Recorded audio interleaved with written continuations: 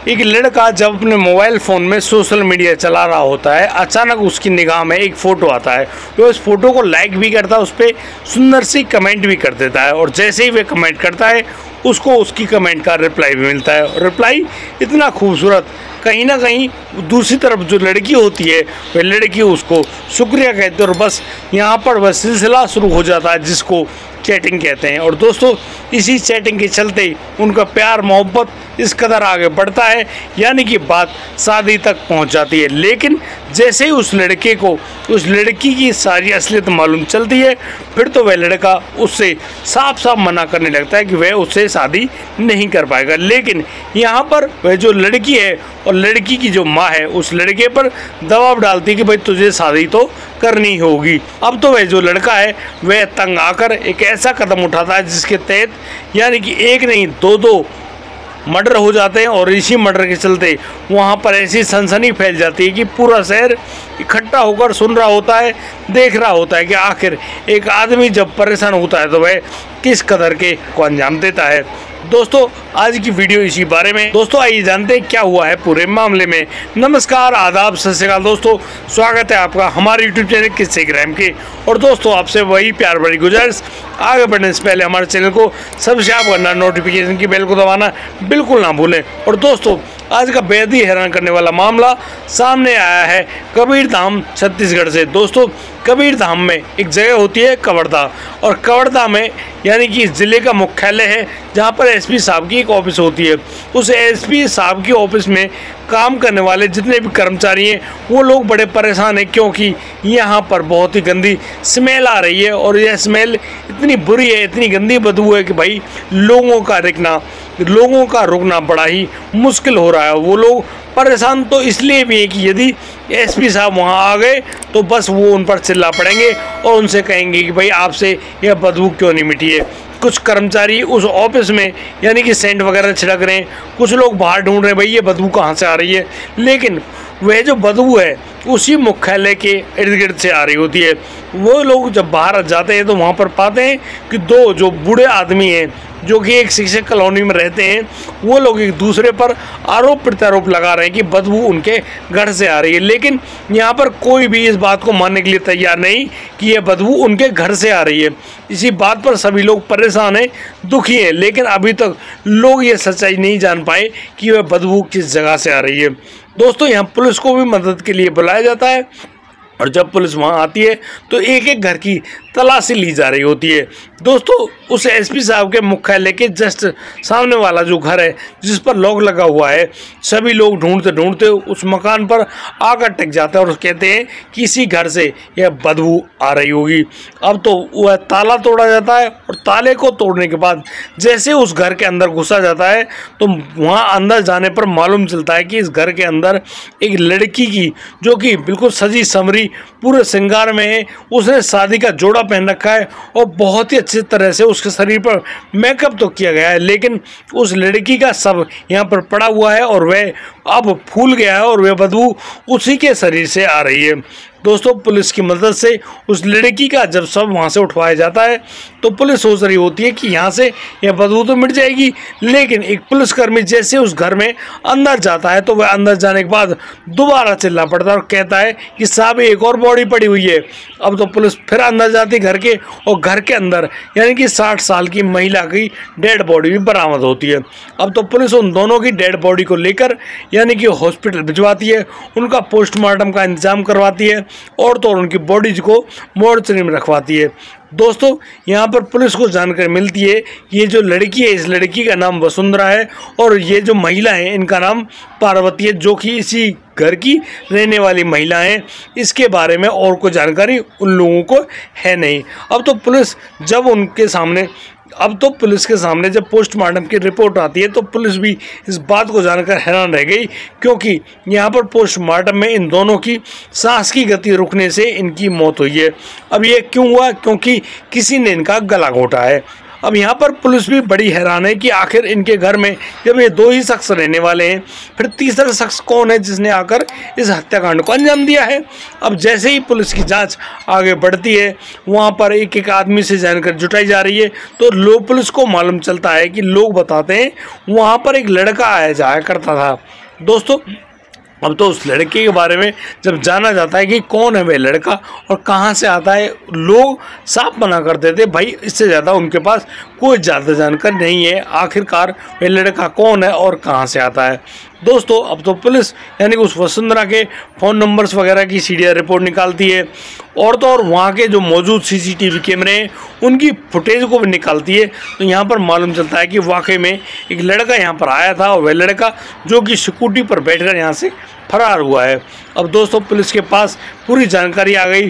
Police एक एक number पर फ़ोन करके मालूम कर रही होती है कि यहाँ पर जिन लोगों के पास उस लड़की के फ़ोन आते हैं या लड़की उनके पास फ़ोन करती है, तो उनसे पता करने में पुलिस जुटी हुई है कि किसी ने इस हत्याकांड को अंजाम तो नहीं दिया।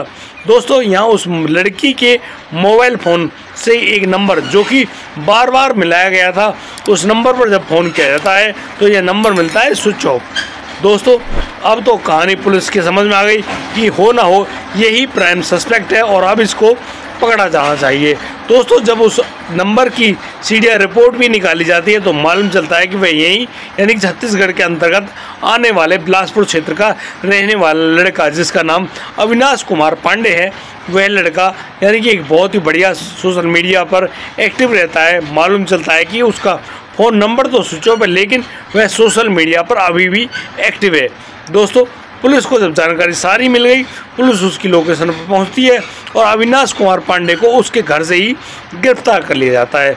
अब जैसे अविनाश को सामने लाया जाता है तो अविनाश भी इस पूरे मामले को स्वीकार कर लेता है कि हाँ, उन्होंने उन दोनों महिलाओं की जान ली है। लेकिन पुलिस जब उससे पूछती है कि भैया तूने इस हत्याकांड को अंजाम तो दिया है, लेकिन क्यों दिया है इसके बारे में बताइए, तो यहाँ पर अविनाश कुमार अब एक ऐसा राज उगलता है, बताता है कि कैसे इस लड़की ने और इसकी माँ ने उसको इतना ज़्यादा टॉर्चर किया, परेशान किया, इस पर दबाव डाला कि तुझे इससे शादी करनी ही होगी वरना वो तुम्हें पुलिस में दे देंगे, झूठे केस में फंसा देंगे और फिर तेरी बाकी की ज़िंदगी जेल के अंदर ही गुजरेगी। अब इस बात से वह लड़का बहुत ज़्यादा परेशान था और इसीलिए उसने इस काम को अंजाम दिया। दरअसल वह लड़का बताता है कि जब वह एक दिन अपने मोबाइल के जब पन्ने बदल रहा था तो उसके सामने इस लड़की वसुंधरा का फ़ोटो आता है। फ़ोटो बहुत ही सुंदर और इस फ़ोटो को देखकर कहीं ना कहीं उसको लगता है कि हाँ, इससे प्यार भरी बातें करनी चाहिए और वह इसी सिलसिले में आगे बढ़ता है। उस लड़की की तरफ से भी जब पूरी छूट मिल जाती है तो ये दोनों प्यार के मामले में आगे बढ़ जाते हैं और अब इनकी ऐसी मुलाकातें भी होनी शुरू हो गई हैं जो कि शायद नहीं होनी चाहिए थी। वे लड़की उस लड़के को अक्सर अपने घर बुलाया करती है और यहाँ दोनों के कुछ अंतरंग संबंध भी बन जाते हैं। अब इन पूरे हालात को जानकर उस लड़की वसुंधरा की माँ पार्वती भी कहती है कि तुम लोग अब इस पूरे मामले में शादी कर लो तो ज़्यादा बेहतर होगा। लेकिन दोस्तों, ये जो लड़का अभिनव है यह मान जाता है कि हाँ, बिल्कुल शादी तो करनी चाहिए। अब वह जैसे उस लड़की के और ज़्यादा क्लोज जाता है तो उस लड़के को मालूम चलता है कि इस लड़की की ऑलरेडी पहले 3 शादियां हो चुकी हैं और यह यानी कि तीनों लड़कों से जो इनके पति बने हैं उनसे इसका तलाक हो गया है। अब जैसे ही वह लड़का इस पूरी सच्चाई को जानता है वह हक्का बक्का रह गया, दुखी हो गया, परेशान हो जाता है और सोचने लगता है कि भाई यदि तूने उससे भी शादी करी तो तेरे साथ भी फिर यही काम होगा। अब उस लड़के के पास कोई हिम्मत नहीं बची थी कि भाई वह उस लड़की से प्यार करे या शादी करे। लेकिन वह जो लड़की और जो उसकी माँ पार्वती है वह उस पर लगातार दबाव बनाने लगती है। वह लड़का भी इस बात के बारे में दलील देता है कि देखो, वह उस लड़की से करीब 10 साल छोटा है, जहाँ पर इस लड़की की उम्र 37 साल है, उस लड़की की उम्र तो मात्र 27 साल है। वह तुमसे शादी नहीं कर सकता। यदि तुम्हें प्रेम संबंध आगे चलाना तो चला लो, लेकिन वह शादी नहीं कर सकता। इस बात पर वो माँ बेटी इतनी नाराज़ होती हैं कि एक दिन वो पुलिस थाने जाती हैं और फिर उस लड़के अभिनव के पास उसके नाम की एक रिपोर्ट लिखवाती हैं और कहती हैं कि इस लड़के ने उसको धोखा दिया है, उससे प्यार मोहब्बत करके झूठे जाल में फंसाया है और अब जब शादी करने का नंबर आया तो यह उसको छोड़कर जाने वाला है। दोस्तों, यहाँ उस लड़के के पास पुलिस का फ़ोन आता है। पुलिस उसको कहती है कि भाई तू जब प्यार कर सकता है तो भाई इससे शादी क्यों नहीं करता।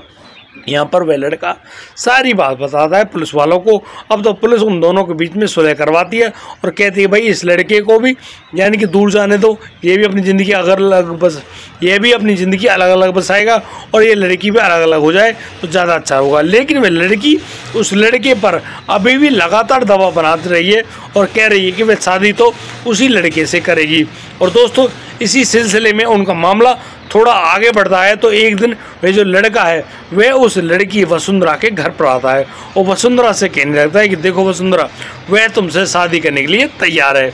एक काम करो, चलो अब हम चलते हैं ब्यूटी पार्लर, तुम अच्छे से तैयार हो जाओ और मैं तुम्हारे लिए शादी का जोड़ा भी लेकर आया हूँ, तुम उस जोड़े को पहनकर बिल्कुल एक दुल्हन के रूप में बन जाओ, हम लोग शादी करने वाले हैं। अब इस बात पर वह जो लड़की है वसुंधरा बहुत ही ज़्यादा खुश होती है और उस अभिनव को गले से लगा लेती है। अब दोस्तों वो दोनों स्कूटी पर बैठते हैं, अभिनव उसको लेकर जाता है एक ब्यूटी पार्लर में और वहाँ पर वसुंधरा से कहता है तुम अच्छे से तैयार होना, वह अभी आता है, यानी कि उसको भी कपड़े लेने, वह अपने कपड़े लेकर अभी आता है, तुम इतने तैयार हो जाओ। लेकिन दोस्तों वह जो अभिनव है उसके दिमाग में कुछ ऐसा प्लान चल रहा होता है, वह अब सीधा पहुँचता है उस वसुंधरा के घर पर और वहाँ जाने के बाद वह वसुंधरा की माँ पार्वती से मिलता है और यहाँ पर उन दोनों के बीच में झड़प होती है और यहाँ पर वह जो लड़का है वह उस पार्वती की गला घोंटकर उसकी जान ले लेता है। लेकिन दोस्तों यहाँ पर एक बड़ी ही हैरान करने वाली घटना ये होती है कि जब वह लड़का अभिनव उस पार्वती की जान ले रहा होता है उसी समय वह जो वसुंधरा उस घर में आ जाती है। अब जैसे भी वसुंधरा इस बात में देखती है कि भाई उसके जो होने वाला पति है उसने उसकी माँ को जान से मार दिया है, अब तो वह बहुत ही बुरी तरह से रोने लगती है, चीखने चिल्लाने लगती है। अभिनव तुरंत उस महिला को छोड़कर सीधा जाता है वसुंधरा के पास और उसको भी पकड़कर नीचे फर्श पर गिरा देता है और उसकी भी गला घोंटकर वहीं पर हत्या कर देता है। दोस्तों इस पूरे प्रोग्राम को करने के बाद अब तो अभिनव उस घर से बाहर निकलता है, बाहर गेट का लॉक लगाता है, लॉक लगाने के बाद स्कूटी लेकर वहां से फरार हो जाता है। वह सोच रहा होता है कि वह अब कभी भी पुलिस के गिरफ्त में नहीं आएगा। लेकिन दोस्तों जब उन दोनों डेड बॉडियों को वहां पर पड़े पड़े करीब 4 दिन बीत जाते हैं, अब तो उन बॉडीज़ में से बहुत ही गंदी स्मेल उठनी शुरू हो गई और उसी स्मेल की वजह से पूरी कॉलोनी दुखी हो गई। सभी लोग परेशान हो गए कि आखिर ये बदबू कहाँ से आ रही है। सभी जगह छानबीन की जाती है, मालूम नहीं चलता और जब एसपी कार्यालय तक जब यह बदबू पहुंच जाती है तब जाकर वहां पर काम करने वाले वे जो कर्मचारी हैं वो पुलिस के पास फ़ोन करते हैं। पुलिस को जब वहां पर बुलाते हैं तब जाकर उस घर का यानी कि वह लॉक खोला जाता है और तब जाकर उन दोनों महिलाओं का सब वहां से बरामद किया जाता है। दोस्तों जिस प्रकार से पुलिस ने इस पूरे मामले को सुलझाया, यहाँ पर उस पूरे हत्याकांड को अंजाम देने वाले उस अभिनव कुमार पांडे को गिरफ्तार करने के बाद जेल में भेज दिया गया है।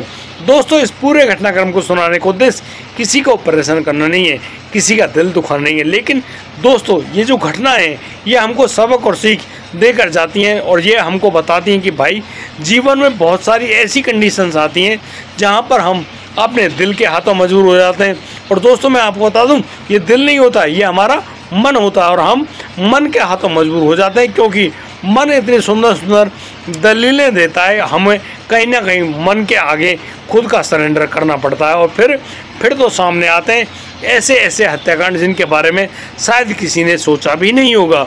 दोस्तों जिस प्रकार से यह हत्याकांड हुआ, यहाँ पर जो एक महिला यानी कि 3 पतियों को छोड़ने के बाद चौथा पति करना चाहती है, भाई क्या उसके साथ ज़िंदगी सही गुजरेगी? मुझे तो लगता नहीं भाई, अब तो उसकी ज़िंदगी नहीं रही, ज़िंदगी तो जब गुजरे कहानी बिल्कुल ख़त्म है।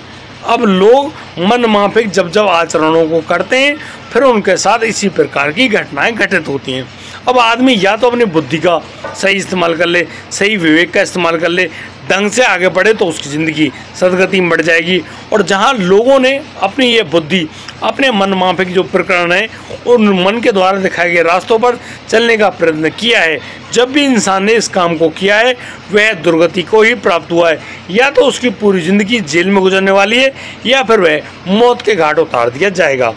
दोस्तों वो लोग तो शायद चाहे छूट भी जाएं, लेकिन जो असली भुगतने वाला होता है वह होता है उसका अपना परिवार, और इंसान को इन्हीं परिवारों के मध्य इस प्रकार की सारी घटनाएं भुगतनी ही पड़ती हैं। दोस्तों, हमारे द्वारा सुनाई गई ये कहानी आपको कैसी लगी? आप इसके बारे में अपनी राय हमें कमेंट बॉक्स में लिखकर अवश्य दें। आपसे प्यार भरी गुजारिश, यदि आप पहली बार इस चैनल पर आए तो हमको सब्सक्राइब जरूर कर लें और दोस्तों नोटिफिकेशन की बेल को दबाना बिल्कुल ना भूलें, ताकि कल जब टाइम से हमारी वीडियो सामने आएगी तब आपको टाइम पर मिलेगी। और हम प्रयास करते हैं कि आपको सही और जायज़ बातें बताकर आपको सावधान और सचेत किया जाए।